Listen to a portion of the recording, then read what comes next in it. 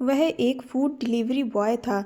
उसका नाम विपिन है। सुबह से शाम तक उसका बस यही काम था, मोटरसाइकिल पर लोगों के घर खाना पहुंचाना। मोटरसाइकिल पर उसकी स्पीड बहुत तेज थी। जहां दूसरे फूड डिलीवरी बॉय दिन में 4 या 5 ऑर्डर ही डिलीवर कर पाते थे, वह दिन भर में 8 से 10 ऑर्डर डिलीवर कर देता था। वैसे तो उन जैसे लड़कों का एक ही रोना होता है, बेरोजगारी और गरीबी। उसकी शक्ल सूरत बहुत खूबसूरत थी। वो अगर डिलीवरी बॉय का यूनिफॉर्म ना पहने तो लड़कियां उस पर फिदा हो जाती। आज भी वो उसी घर के सामने खड़ा था जहां एक लड़की पिछले 1 महीने से हर दूसरे दिन उससे कुछ ना कुछ मंगवाती रहती थी। काफ़ी खूबसूरत टाइप की लड़की थी। उसके आने से पहले ही अपना दरवाज़ा खोलकर खड़ी होती। जैसे ही उसकी बाइक खड़ी होती, उसके चेहरे पर एक दिल फेंक सी मुस्कान सज जाती। वो उसका सामान उसके हवाले करता और वह उसे एक बहुत ही खूबसूरत मुस्कुराहट से देखती थी। साथ ही उसे पैसे पकड़ा देती। वो थैंक यू कहकर वहाँ से चला जाता। पिछले 2 महीने से यही सिलसिला जारी था। कभी पिज्ज़ा, कभी बर्गर, कभी दूसरे सामान वो उससे मंगवाती रहती थी। उसका फ़ोन नंबर उसने उस वक्त लिया जब दूसरी बार भी उसका ऑर्डर वो ही उसके घर पर देने गया था। कहने लगी, हर बार एक नया डिलीवरी बॉय आता है और मेरे घर का रास्ता उसे याद नहीं होता। कई कई घंटे मुझे उसे रास्ता समझाने में लग जाते हैं कि दाईं तरफ मुड़ो, सीधे सीधे आओ, सफ़ेद रंग का गेट है, बाहर रुक जाओ। लेकिन उनको घर का रास्ता ही जल्दी नहीं मिलता। ऐसा करो, तुम मुझे अपना नंबर दे दो तो मैं तुम्हें ही बुला लिया करूँगी। फिर अपनी आंख दबाकर उससे धीरे से कहने लगी, तुम्हारी मेहनत के 50 रुपए ऊपर दूंगी। उसने भी मुस्कुरा कर कहा, जी बिल्कुल ठीक है। उसका घर भी उस लड़की के घर के करीब के इलाके में था। उसने सोचा, इस तरह कम पैसों में सामान भी पास में ही छोड़ना पड़ेगा, दूर नहीं जाना पड़ेगा और पैसे भी ज़्यादा मिल जाया करेंगे। वह लड़की बहुत खूबसूरत थी और अदाएं बहुत दिखाती थी। वो दिल फेक टाइप का इंसान तो नहीं था, लेकिन सामने वाली जब खुद ही अपने आप को पेश करने वाली हो तो फिर फ्री की शराब तो कोई भी नहीं छोड़ता। 2 महीने से वो उस खूबसूरत हसीना को अलग अलग चीज़ देने जाता था, इसीलिए उससे बात भी हो जाती थी। अब तो वह उससे काफ़ी फ्री हो चुकी थी। उससे कुछ कुछ बातें भी कर लिया करती थी। एक बार सर्दियों की रातें थीं। उसने रात 12 बजे उसे कॉल की। उस वक्त वो घर पर पहुंचा ही था। खाना खाकर अपनी चारपाई को बरामदे में बिछाकर उस पर लेटकर रजाई में घुस गया था। छोटी बहन से कहा कि 1 कप चाय बना दो। रजाई में घुसकर गरम गरम चाय के घूंट भर रहा था कि तभी उस लड़की की कॉल आई। उसने समय देखा, रात के 12 बज रहे थे। उसने अजीब सी शक्ल बनाई थी कि अब यह कौन सा समय है, जरूर यह कुछ ना कुछ उससे मंगवाएगी। उसने फ़ोन उठाया तो उसकी चहकती हुई आवाज़ आई। कहने लगी, पिज़्ज़ा खाने का दिल कर रहा है, प्लीज़ पिज़्ज़ा लाकर दे दो। उसने कहा, समय देखा है आपने, इतनी सर्दी हो रही है, मैं इस वक्त रजाई में घुसकर बैठा हुआ हूँ और गरम गरम चाय पी रहा हूँ। आप मुझे बताएं, ऐसी हालत में मैं आपको लगता है कि मैं अपनी रजाई छोड़कर और गर्मा गर्म चाय छोड़कर आपके लिए पिज़्ज़ा लेकर आऊँगा। वह उससे अब काफ़ी खुल चुकी थी। वो उससे कभी कभी हंसी मजाक में ऐसी बातें कह देता था। वह कहने लगी, बहुत भूख लगी है, मेरे घर आज दाल बनी थी और मुझे वह बिल्कुल पसंद नहीं है। मैंने सुबह का बस नाश्ता ही किया हुआ है। अगर तुम मुझे पिज़्ज़ा ला कर दो तो मैं डिलीवरी चार्ज के अलावा तुम्हें 100 रुपये और दूंगी। उसने कहा, मैं सिर्फ 100 रुपये की खातिर अपनी रजाई को नहीं छोड़ सकता। उसकी बात पर वह हंसने लगी। कहने लगी, 200 दे दूंगी, 300, चलो 500 ले लेना। उसने कहा, अच्छा चलो ठीक है, आ रहा हूँ। वह कहने लगी, सो स्वीट ऑफ यू। यह कहकर उसने फ़ोन बंद कर दिया। उसके ऐसे शब्द अक्सर उसके चेहरे पर मुस्कुराहट बिखेर देते थे, लेकिन वो नहीं जानता था कि उसके घर जाएगा तो आज उस पर एक बम धमाका होने वाला है। उसने सोचा, विपिन चलो हटाओ यह चादर अपने ऊपर से और अपनी जान को थोड़ी सी तकलीफ दो। वह लड़की काफ़ी खूबसूरत दुबली पतली सी थी। बाल भी लंबे थे, क्योंकि अक्सर बाल खोलकर ही वह दरवाजे पर खड़ी उसका इंतजार कर रही होती थी। उसके लिए शायद तैयार भी होती थी, क्योंकि वो जब भी उसका कोई भी सामान देने जाता वह एकदम तैयार खड़ी होती थी, जैसे अभी अभी हल्का फुल्का मेकअप करके बाहर गेट पर आई हो। पता नहीं क्यों उसे ऐसा लगने लगा था जैसे वह उसे पसंद करने लगी है, लेकिन उसकी हैसियत से उससे ज़्यादा भी अच्छे खासे खाते पीते घराने से संबंध रखती थी, खूबसूरत भी बहुत थी। तो फिर भला वो डिलीवरी बॉय से यूँ मोहब्बत क्यों करने लगी? उसके तो न जाने कितने चाहने वाले होंगे। फिर उसने सोचा कि मोहब्बत कहाँ ऊंच और नीच देखती है, इतनी ज़्यादा भी अमीर नहीं है। हाँ, यह था कि विपिन से थोड़ी बेहतर है। वो तो एक बहुत ही गरीब से इलाके में एक बहुत ही छोटे और पुराने से मकान में रहता था। मकान भी अपना नहीं था, किराए का था। ऐसा लगता था कि जैसे सारी गरीबी उन पर आकर ख़त्म हो गई हो, या फिर शायद यह उसकी सोच थी, क्योंकि उसके माँ बाप तो अपने इसी हाल में खुश थे। तीनों टाइम पेट भर खाना खाते और किस्मत को शुक्रिया कहते। लेकिन विपिन अपने हालात से बिल्कुल खुश नहीं था। वो अपने माँ बाप का एक लौता सहारा था। उसके पापा की मोहल्ले में मिठाई की एक छोटी सी दुकान थी, लेकिन उसे इस काम से शुरू से ही चिढ़ थी। उसके पापा तो कहते थे कि उनके साथ दुकान पर आया करो और हलवाई का काम किया करो, लेकिन उसने साफ मना कर दिया कि उसे यह काम नहीं करना। विपिन की 3 बहनें थीं। घर में कमरे सिर्फ 2 ही थे। एक कमरे में उसके मम्मी पापा होते और दूसरे कमरे में उसकी बहनें। इसीलिए उसे बस बरामदा ही मिला हुआ था, जहाँ विपिन की माँ एक चारपाई डाल देती थी और वो अपनी सर्दियाँ गर्मियाँ वहीं गुजारा करता था। उसकी माँ की लॉटरी खुली तो उन्होंने उसे एक बाइक दिला दी और फिर उसने डिलीवरी बॉय बनना पसंद किया। उसने चाय का खाली कप साइड पर रखा और रजाई से उठकर अपनी जैकेट पहनकर तैयार हो गया। उसकी जेब में 500 रुपये मौजूद थे। उसने बड़ी साइज का पिज्ज़ा लिया और उस लड़की यानी कि रुबीना के घर के सामने जाकर उसे कॉल कर दी। वह कहने लगी, हाँ बस आ रही हूँ। वो बाहर खड़ा बार बार घड़ी देख रहा था, लेकिन 10 मिनट हो गए थे, वह नहीं आई। दोबारा उसने कॉल की तो फ़ोन नहीं उठाया। सर्दी इतनी ज़्यादा थी कि उसने अपने दोनों हाथों को रगड़ा और मुंह से फूंक मारकर उन्हें गर्म करने की नाकाम कोशिश करने लगा। उसके मुंह से धुआं निकल रहा था, होंठ भी सर्दी के मारे कपकपा रहे थे। वो चाह रहा था जल्द से जल्द वह आ जाए और वो उसे पिज़्ज़ा दे और अपने घर चला जाए। ना जाने बेचारी को कितनी भूख लगी होगी कि उसने रात के 12 बजे पिज़्ज़ा मंगाया था। बहुत देर हो गई, रुबीना नहीं आई तो वो अपनी बाइक से उतरा, पिज़्ज़ा लिया और डोरबेल बजा दी। कुछ देर में जैसे ही दरवाज़ा खुला तो सामने एक बड़ी उम्र का आदमी खड़ा था, जो उसे बड़े गुस्से से घूर रहा था और उसके पीछे रुबीना डरी सहमी खड़ी थी। वो आदमी बोला, क्या बात है और यह कौन सा तरीका है रात के वक्त लोगों को डिस्टर्ब करने का? उस आदमी की बात सुनकर विपिन तो हड़बड़ा गया था। समझ नहीं आ रहा था उसे क्या जवाब दे। उसे चुप खड़ा देखकर उस आदमी ने फिर गुस्से से पूछा, कौन हो तुम? उसने एक नज़र रुबीना की तरफ देखा और कहा, डिलीवरी बॉय हूँ, पिज़्ज़ा मंगवाया था ना आपने? वह कहने लगा, किसने मंगवाया था पिज़्ज़ा? मैंने तो नहीं मंगवाया था। रुबीना पीछे खड़ी ना में सिर हिलाने लगी कि वो यह ना बताए कि पिज़्ज़ा उसने मंगवाया है। उसने उसका मकान नंबर देखा और अगले घर का मकान का नंबर बोल दिया। वह कहने लगा, यह हमारा मकान नंबर नहीं है, अगले मकान की बेल बजाओ, और गेट बंद करने लगा। लेकिन विपिन ने जल्दी से कहा कि मैं उनसे भी पूछ चुका हूँ, लेकिन वह कह रहे हैं कि आपने मंगवाया है। तो फिर विपिन बोला, सर देखिए, मैं बहुत गरीब लड़का हूँ, शायद मेरे साथ किसी ने शरारत कर दी है। मैं यह बिग साइज़ पिज़्ज़ा अफोर्ड नहीं कर सकता।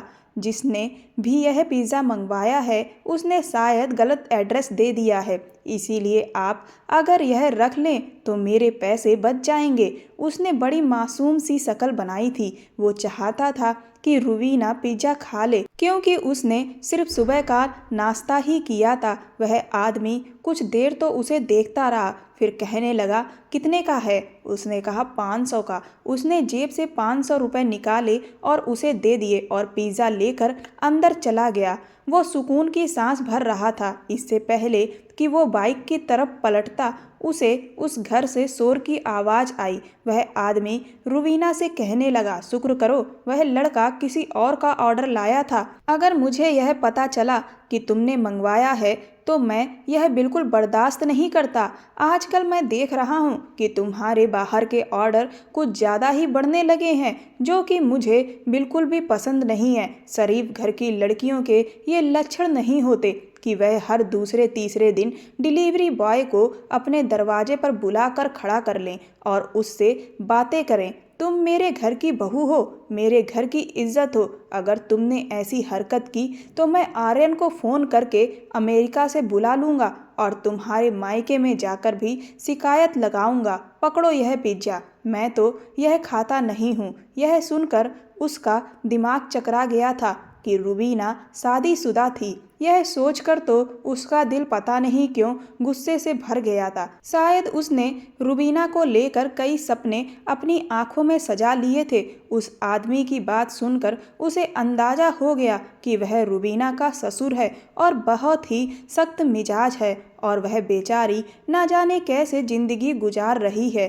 शायद उसका पति विदेश में है। तभी वह अंकल कह रहे थे कि आर्यन को बुलाऊंगा, तुम्हारी शिकायत लगाऊंगा या फिर तुम्हारे मैके में शिकायत लगाऊंगा। उसके दिल में रुबीना के लिए हमदर्दी के जज्बात उभरने लगे थे।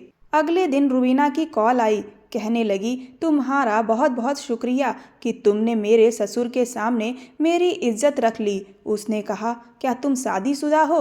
वह कहने लगी, हाँ, बस मेरी किस्मत खराब थी जो मैं इस घर में शादी करके आ गई। उसने कहा, तुम्हारा पति तुम्हें सपोर्ट क्यों नहीं करता? वह कहने लगी, वह अमेरिका में जॉब करता है, कई कई महीने नहीं आता और आ भी जाए तो अपने माँ बाप के सामने नज़र तक नहीं उठा सकता। मुझे क्या सपोर्ट करेगा? उसे यह सुनकर बहुत दुख और अफसोस हुआ था। रुबीना कहने लगी, तुम नहीं जानते मैं कैसे तकलीफ़ से ज़िंदगी गुजार रही हूँ। वो तो थोड़े बहुत पैसे ट्यूशन पढ़ाकर जमा कर लेती हूँ ताकि अपनी छोटी छोटी इच्छाओं को पूरा कर सकूं, वरना आर्यन जितने भी पैसे भेजता है वह सब मेरे ससुर के पास ही आते हैं और वह मुझे जेब खर्च के लिए बिल्कुल भी पैसे नहीं देते हैं।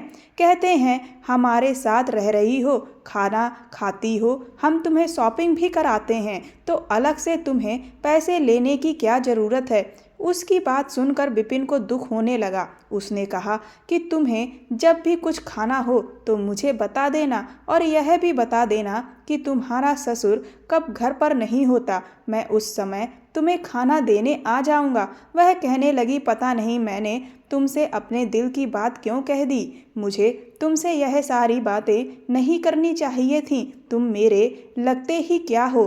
उसकी दुख भरी आवाज़ सुनकर उसका दिल धड़क उठा था। उसके दिल में रुबीना की मोहब्बत ने करवट ली थी। उसका जी चाहा उसके सारे दुख दूर कर दे, लेकिन यह सोचकर खुद को रोक लिया था कि वह किसी और की है, वो उसको पा नहीं सकता। लेकिन यह भी सच था कि विपिन उससे मोहब्बत करने लगा था, यह जानते हुए भी कि वो अपनी मोहब्बत को कभी पा नहीं सकता। एक बार रात के 12 बजे रुबीना का उसे फ़ोन आया। कहने लगी, मेरे घर पर कोई नहीं है, मुझे डर लग रहा है, प्लीज़ तुम मेरे घर पर आ जाओ। उसने कहा कि मैं कैसे तुम्हारे घर आ सकता हूँ? अगर तुम्हारे सास या ससुर पीछे से घर में आ गए तो क्या होगा? तुम्हारी ज़िंदगी तो और भी मुश्किल हो जाएगी। वह कहने लगी, वह दोनों गांव गए हैं, उनके किसी रिश्तेदार के यहाँ बच्चा हुआ है। मेरे घर पर कोई भी नहीं है, मुझे अकेले में बहुत डर लगता है। वह बहुत ज़्यादा डरी हुई लग रही थी। उसने कहा, तुम परेशान ना हो, मैं बस अभी थोड़ी देर में आता हूँ। कुछ ही देर के बाद वो उसके घर के दरवाजे पर खड़ा था और वह दरवाजा खोल बेकरारी से उसका ही इंतजार कर रही थी। उसे देखकर उसके चेहरे पर सुकून की लहर दौड़ी थी। वो उसके दरवाजे पर जाकर खड़ा हो गया। उसने दरवाजा पूरा खोल दिया और उसे अंदर आने को कहा। वो यह सोच रहा था कि अंदर जाना चाहिए या नहीं, क्योंकि वह घर पर अकेली थी और उसका इस तरह अंदर जाना ठीक नहीं था। लेकिन वह बेहद डरी हुई थी, तो उसे लग रहा था कि शायद उसे कुछ देर के लिए अंदर जाकर उसका डर खत्म कर देना चाहिए। वो अभी सोच विचार में था कि तभी रुबीना बोली, प्लीज़ अंदर आओ। तो वो अंदर चला गया। उसके बाद उसने उसे हॉल में ही बैठा दिया। कहने लगी, तुम यहाँ बैठो, मैं तुम्हारे लिए कुछ खाने को लाती हूँ। उसने कहा कि नहीं, इतनी देर नहीं रुक सकता। मैं तो बस तुम्हें यही कहने आया था कि तुम अपने घर की खिड़की दरवाज़ों को अच्छी तरह से लॉक कर लो। रात को कोई भी आए तो दरवाज़ा मत खोलना, क्योंकि तुम घर में अकेली हो और तुम्हें अंधेरे में डर लगता है, तो लाइट जलाकर सो जाओ। मैं यही सोचकर तुमसे मिलने चला आया कि मेरे आने से तुम्हारा डर थोड़ा कम हो जाएगा। अब तुम खुद को रिलैक्स करो और सोने की कोशिश करना।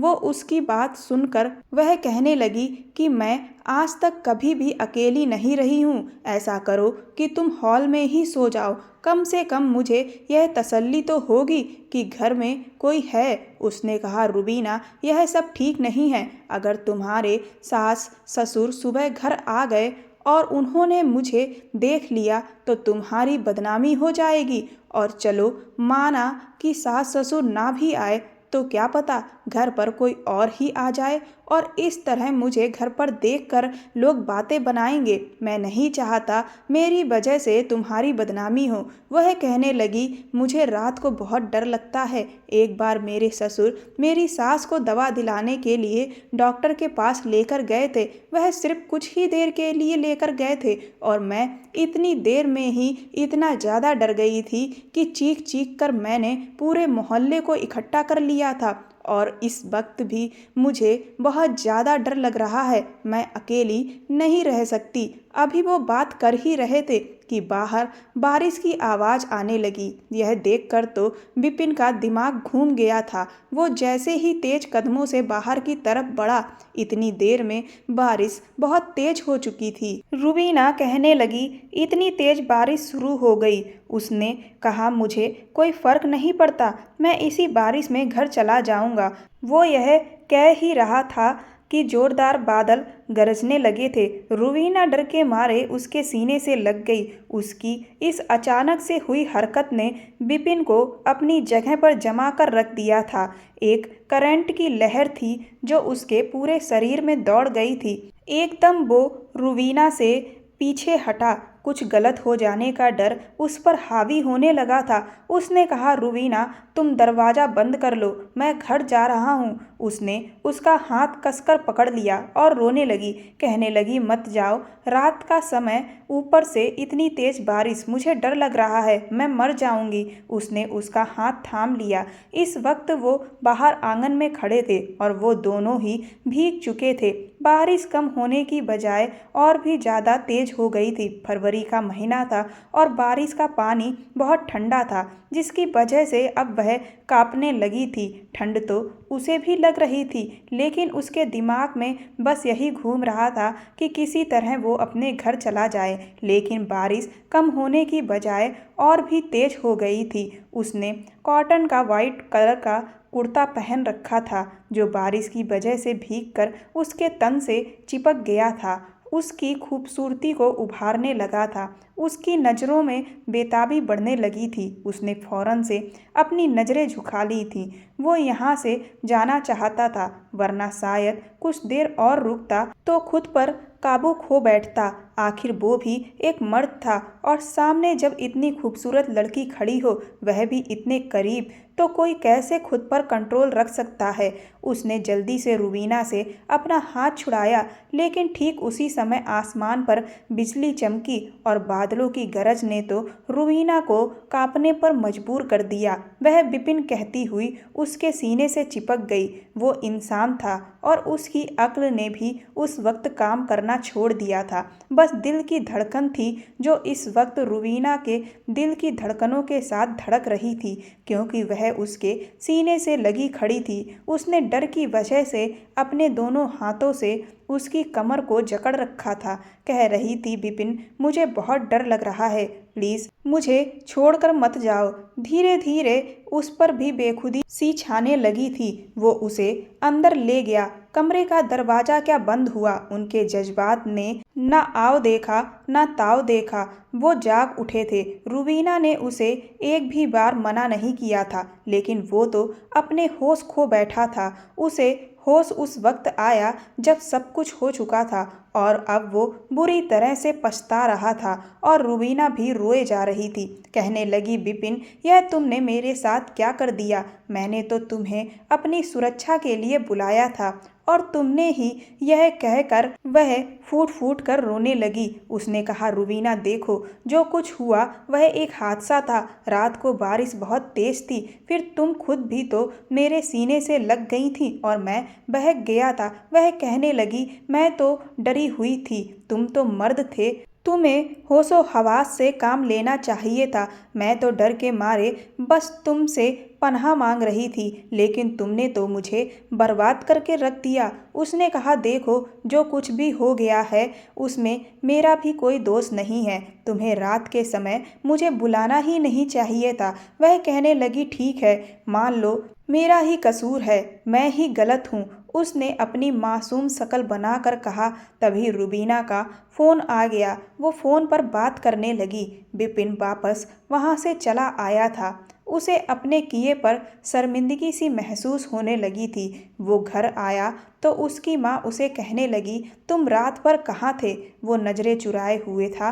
विपिन ने कहा, मम्मी, रात को बहुत तूफानी बारिश शुरू हो गई थी, इसीलिए मैं दोस्त के घर पर ही रुक गया था। उसकी माँ कहने लगी, बारिश को रुके हुए भी 3 घंटे हो चुके हैं और रात को बारिश की खबर पहले से आ गई थी और तुम्हारी बहनों ने तुम्हें वो खबर देने के लिए फ़ोन किया था, लेकिन तुमने फ़ोन उठाने की भी ज़रूरत नहीं समझी। वो कमरे में चला गया। बहनों से कहा, मेरी तबीयत ठीक नहीं है, मैं सोना चाहता हूँ, इसीलिए वह कमरे से बाहर चली जाएं। वह कमरे से बाहर निकल गईं। वो सोच रहा था कि उसे वहाँ जाना ही नहीं चाहिए था। पता नहीं क्यों दिल में एक बेचैनी सी भरी हुई थी। अंदर ही अंदर कोई उसे कचोट रहा था। उसे रुबीना की भी चिंता सताए जा रही थी। उसके बाद उसके पास रुबीना का कोई फ़ोन नहीं आया और फिर कुछ दिन बाद रुबीना की कॉल आई। उसने डरते डरते कॉल उठाई।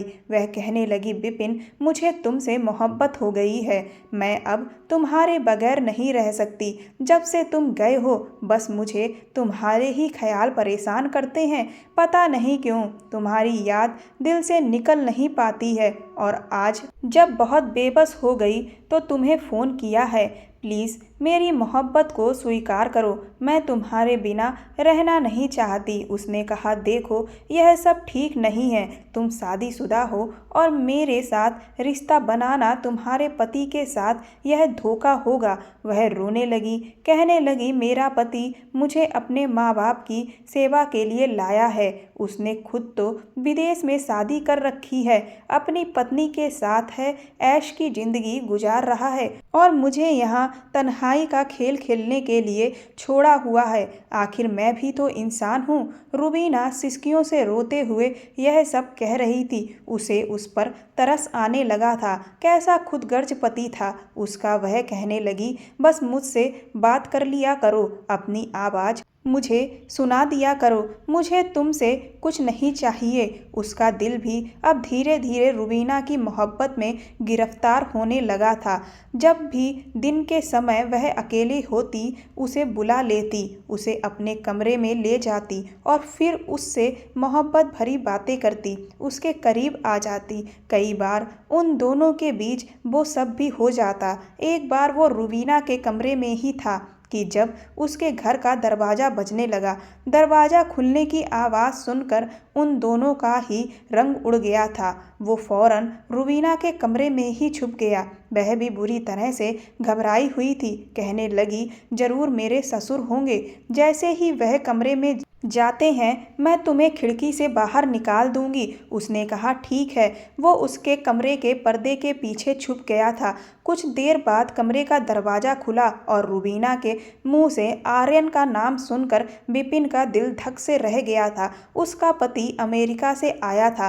कहने लगा, मेरा सरप्राइज तुम्हें कैसा लगा कि तुम इतनी घबराई हुई क्यों हो? वो कहने लगी, बहुत अच्छा लगा। आपको इस तरह अचानक अपने सामने देखकर मैं बहुत खुश हूँ। उसका पति कहने लगा, मम्मी पापा कहाँ हैं? वह कहने लगी, वह तो किसी रिश्तेदार से मिलने गए हैं। आप नहा लें, मैं आपके लिए खाने को कुछ लाती हूँ। लेकिन उसका पति उसके करीब आ गया। कहने लगा, रुबीना, तुम्हारे बगैर कैसे मैंने यह समय काटा है? पहले मुझे यह तो बताने दो। रुबीना का तो सारा ध्यान विपिन पर था। वह बहुत डरी हुई सी लग रही थी।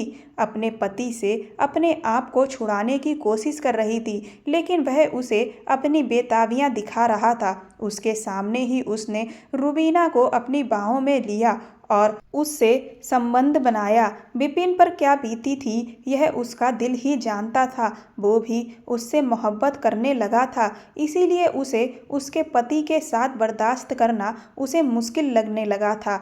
उसने अपनी आंखें बंद कर ली थीं। उसका पति वॉशरूम में गया कि तभी रुबीना उसके पास आई। पर्दा हटाकर उससे कहने लगी, जल्दी यहाँ से निकल जाओ। उसने रुबीना को बाहों में भर लिया। उसने कहा, रुबीना, अपने पति से दूर रहो, वरना मैं उसका खून कर दूंगा। मैं तुमसे मोहब्बत करने लगा हूँ। तुम्हारे साथ किसी को भी बर्दाश्त नहीं कर सकता, तुम्हारे पति को भी नहीं। उसे कहो वह तुम्हें तलाक दे दे और अपनी दूसरी पत्नी के पास चला जाए। विपिन बेहद गुस्से में था। रुबीना का तो रंग उड़ा हुआ था। उसके सामने हाथ जोड़कर कहने लगी, अभी यहाँ से जाओ। मैं बाद में तुमसे फ़ोन पर बात करूंगी। अगर मेरे पति ने तुम्हें देख लिया तो आज की रात हम दोनों की आखिरी रात होगी। उसने कहा, तुम्हें डरने की ज़रूरत नहीं है, मैं हूं ना तुम्हारे साथ। उससे यह कहकर वो उसके घर से और कमरे से बाहर निकल गया था। उसके बाद तो रुबीना ने उसे फ़ोन करना भी छोड़ दिया था। लेकिन अब उसे रातों को नींद नहीं आती थी। जब भी उसे ख्याल आता कि वो अपने पति के करीब होगी, उसे बेचैनी सी होने लगती थी। उसने रुबीना को ना जाने कितने मैसेज किए थे। उससे कहता कि मुझे तुमसे मिलना है, मैं तुम्हें देखे बिना नहीं रह सकता। वह अब उसे बहाने करने लगी थी। विपिन के दिल में अपनी मोहब्बत की आग लगाकर अब वह उससे दूरी बनाने लगी थी। वो तो अब उसके साथ के लिए बेचैन होने लगा था। एक दिन रुबीना के फ़ोन से उसके पास पिज़्ज़ा के ऑर्डर का मैसेज आया। वो बहुत खुश हो गया कि उसे रुबीना से आज मिलने का मौका मिलेगा। वो एक पिज़्ज़ा लेकर उसके घर पहुंच गया। दरवाज़ा उसी ने खोला था। उसे देखकर ही उसका दिल बेकरार सा होने लगा था। वह उसे देखकर हैरान थी। कहने लगी, तुम जल्दी जाओ यहाँ से। विपिन ने कहा कि मैं नहीं रह सकता तुम्हारे बगैर। विपिन घर के अंदर आ गया। उसने कहा, मैं तुमसे बहुत प्यार करने लगा हूँ, मैं पागल हो जाऊँगा, तुम समझ क्यों नहीं रही? वह उसे अपने कमरे में ले गई, उसके सीने से लग गई। कहने लगी, मैं भी तुम्हारे बगैर नहीं रह पा रही हूँ, लेकिन मेरी मजबूरी को समझो। यह कहकर वह उससे पीछे हट गई। विपिन ने कहा कि तुम पीछे क्यों हट रही हो? उससे अब सब्र नहीं हो रहा था। अपने होश उड़ा देने वाले हुस्न के साथ वह उसके सामने खड़ी थी। वो कैसे उससे दूर रह सकता था? कितनी रातें सिर्फ उसे याद करके उसने बेचैनी में काटी थीं। उसने उसे अपनी बाहों में भर लिया और अपनी बेताबियां दिखाने लगा। उसे बेतहाशा चूमना शुरू कर दिया। उसकी बेताबियां इस समय अपनी चरम सीमा पर थीं, जिनकी आदत रुबीना ने ही उसे डाली थी। वह उसे खुद से पीछे करने की कोशिश में थी कि अचानक से कमरे का दरवाज़ा खुला था। शायद जल्दबाजी में रुबीना कमरे का दरवाज़ा लॉक करना भूल गई थी। सामने उसका पति खड़ा था। उसे देखकर तो विपिन का रंग उड़ गया था। रुबीना ने उसे धक्का दिया अपने बचाव के खातिर। उसका पति उसके करीब आया, उसका गिरेबान पकड़कर उसके मुंह पर 2-3 थप्पड़ रख दिए और उसके बाद तो उसने विपिन को बेतहाशा मारना शुरू कर दिया। शोर मचा दिया। मोहल्ले के लड़के जमा हो गए और वह भी उसे मारने लगे। रुबीना का पति बोला, मैं तुम्हें जेल में डलवा दूंगा। तुम चोरों की तरह मेरे घर में आकर मेरी पत्नी के साथ जबरदस्ती कर रहे थे। उसने कहा, मैं रुबीना से मोहब्बत करता हूँ और वह भी मुझसे मोहब्बत करती है। उसने ही मुझे यहाँ बुलाया था। तुम उसे छोड़ दो। उसका यह कहना था कि रुबीना का रंग उड़ गया था। वह अपने पति के सामने साफ साफ मुकर गई। कहने लगी, यह झूठ बोल रहा है। मैं इसे नहीं जानती। मैंने इसे नहीं बुलाया। विपिन बोला, तुम्हें डरने की जरूरत नहीं है। हमने प्यार किया है। कह दो कि तुम भी मुझसे मोहब्बत करती हो। वह कहने लगी, आर्यन यह झूठ बोलकर मुझे बदनाम कर रहा है ताकि यह सजा से बच जाए। इसे जेल भिजवा दो। रुबीना आगे बोली, यह आदमी मुझे ब्लैकमेल कर रहा था कि तुम्हारे पति के सामने तुम्हें झूठा साबित कर दूंगा। विपिन उसे फटी फटी आंखों से देख रहा था। इस मारपीट में उसका फोन भी टूट गया था तो वो उस मैसेज को भी नहीं दिखा पा रहा था जो रुबीना ने उसे बुलाने के लिए किया था। रुबीना के पति ने पुलिस को बुला लिया। विपिन रुबीना के आगे रोता रहा कि सच बता दो, मैं अपने घर का एक लौता बेटा हूँ। मुझे पुलिस पकड़ ले गई। ये मेरे घर वाले बर्दाश्त नहीं कर पाएंगे। तुम मेरे साथ ये सब क्यों कर रही हो? मैं तुमसे सच्चा प्यार करता हूँ। लेकिन रुबीना ने सच नहीं कहा। पुलिस विपिन को पकड़कर ले जाने लगी। विपिन अभी भी सच्चाई की गुहार लगा रहा था। जैसे ही पुलिस वाले उसे गाड़ी में बिठाने को हुए तभी एक गाड़ी वहां आकर रुकी। उस गाड़ी से जो आदमी निकला वो रुबीना का ससुर था। वो विपिन की तरफ बढ़ा। विपिन डर रहा था कि अब ये भी उसे मारेगा। उस आदमी ने जैसे ही अपना हाथ उठाया, विपिन ने अपनी आंखें बंद कर ली। उसके बाद विपिन को महसूस हुआ कि किसी ने उसके कंधे पर हाथ रखा। जैसे ही उसने आंखें खोली तो देखा कि वो आदमी ही उसके कंधे पर हाथ रखा था और विपिन से बोला, बेटा मुझे माफ़ कर देना, मुझे देर हो गई आने में। विपिन उन्हें हैरानी से देख रहा था। तभी आर्यन बोला, पापा ये आप क्या कह रहे हैं? आपको पता नहीं ये आदमी मेरी बीवी के साथ ज़बरदस्ती कर रहा था। रुबीना के ससुर बोले, बेटा तुम्हारी बीवी झूठी है, मक्कार है। सब लोग ये सुनकर सकते में आ गए। आर्यन बोला, ये आप क्या कह रहे हैं? वो बोले, मैं सच कह रहा हूँ। गलती इस लड़के की नहीं है। ये तो सच में प्यार करता है। गलती तुम्हारी बीवी की है। उसने इसे अपने प्यार के जाल में फंसाया है और इसे क्या इसके जैसे और कईयों को फंसा रखा है। आर्यन बोला, क्या बात है? आप मुझे साफ साफ बताएं। वो आदमी बोला कि मुझे तो बहू पर कई महीनों से शक था, इसीलिए मैं इस पर नज़र रखता था, इसके साथ सख्ती बरतता था, क्योंकि मुझे पड़ोस में रहने वाले मेरे दोस्त ने बताया कि जब मैं बाहर चला जाता था तो कई बार लड़के आते थे। उसके बाद मैंने घर के बाहर छुपकर अपनी आंखों से देखा कि बहू तैयार होकर दरवाजे पर खड़ी हो जाती थी, फूड डिलीवरी बॉय को बुलाती थी और जो उसके झांसे में आ जाता उसे घर के अंदर ले जाती थी।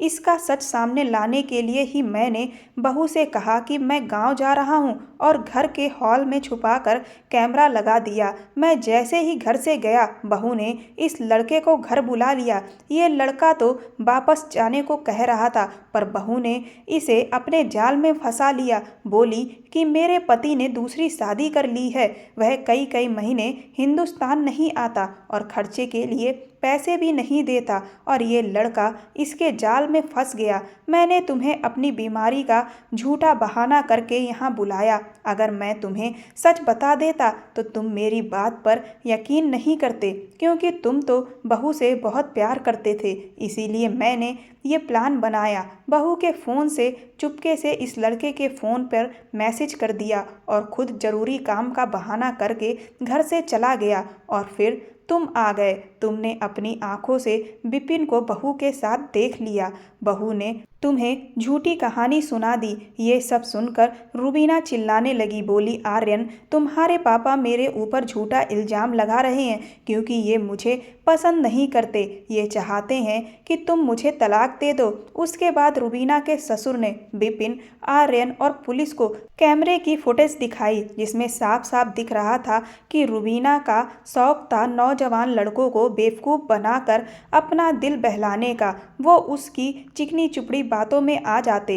ये सब देखकर रुबीना रोने लगी और आर्यन के आगे हाथ जोड़कर गिड़गिड़ाने लगी। आर्यन, मुझे माफ़ कर दो। मैं क्या करती? मुझे वो सब करने की रोज़ रोज़ तलब लगती थी। मुझसे रहा ही नहीं जाता था। तुम विदेश में रहते थे। मेरा मन अलग अलग लोगों के साथ सोने का करता है। ना चाहते हुए भी मुझसे रहा नहीं जाता। मैं ऐसा नहीं करती तो बहुत बेचैनी लगती, तड़प लगती। मुझे पुलिस के हवाले मत करना प्लीज़। पुलिस रुबीना को पकड़ ले गई। रुबीना के ससुर ने विपिन से कहा कि किसी के बहकावे में इतनी जल्दी मत आओ। दिल के साथ साथ दिमाग का भी प्रयोग करो, वरना लोग तुम्हारा फ़ायदा उठाते रहेंगे। आज इस घटना को 1 महीना बीत गया है। विपिन अब भी सदमे में है। उसकी ज़िंदगी बर्बाद होते होते बची थी। वो रुबीना से मोहब्बत करता था। उसने रुबीना पर कोई केस नहीं किया और रुबीना के पति आर्यन से भी रिक्वेस्ट की कि वो भी अपनी एफआईआर वापस ले ले।